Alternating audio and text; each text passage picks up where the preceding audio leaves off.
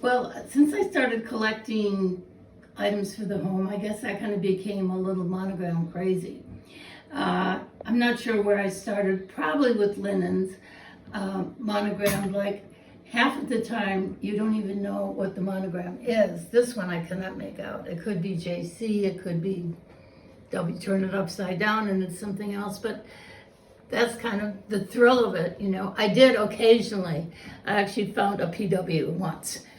There are not a whole lot of French names that begin in W. It's very interesting. So we don't have very many of our own. So we have to find other people, like this one is Veronique. And it became a big game in our house when people come. Everybody picks out, they go through here and they pick out who they want to be.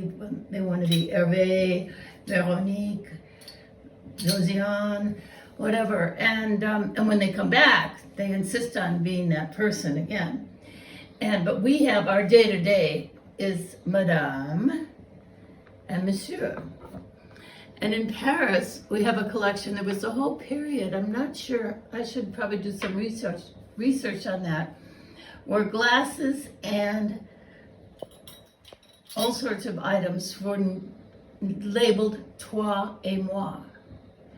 I mean, we have, in Paris, we have glasses, a collection of different glasses, collection of different napkin rings, and it's sort of funny.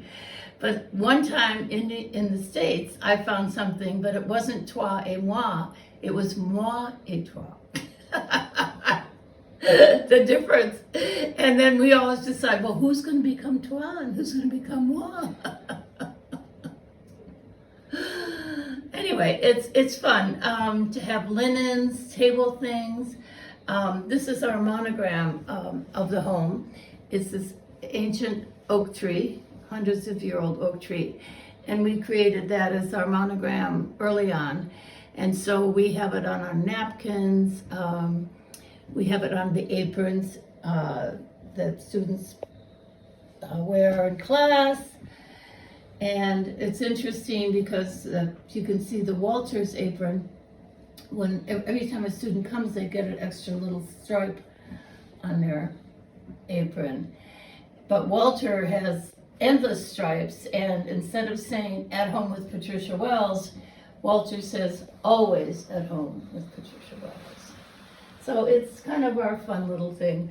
Although I still collect linens, antique linens, but one day Walter said to me, "Sweetheart, I don't want to sleep on sheets with other people's initials."